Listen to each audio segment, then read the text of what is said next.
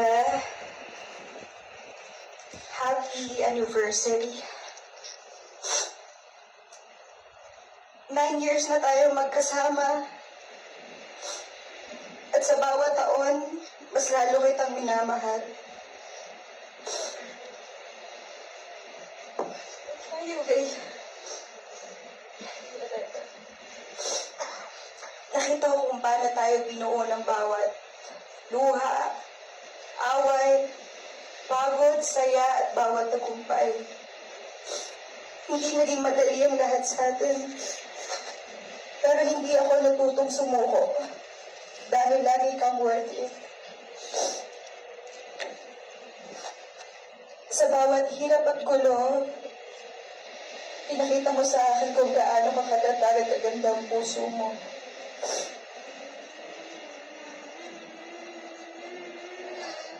Salamat dahil sa araw na pagod at puno ng takot. Ikaw ang laging pahinga ko. Sa tuwing nadadapa ako, ikaw ang unang umahawak ng kamay ko para tumayo ulit. Sa mga tagumpay, ikaw ang unang kong gustong yakapin. Salamat sa walang sawang pagmamahal at pag-aalaga.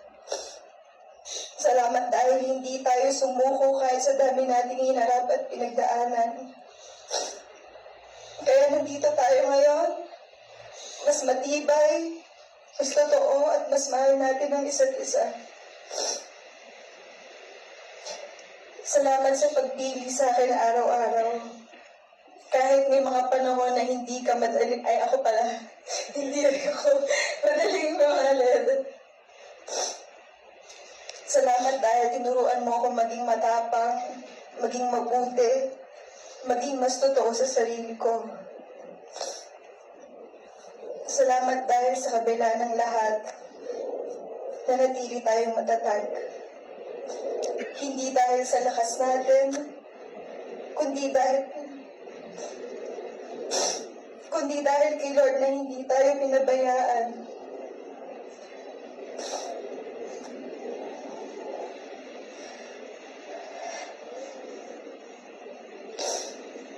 Ngayon, habang humaharap tayo sa susunod na kabanata ng buhay natin, pinapaubaya ko kay Lord ang buong future natin, mga plano, pangarap na bubuhin pa natin, kasama ang mga fur babies natin, at ang pamilya na ipagkakaloob niya sa atin.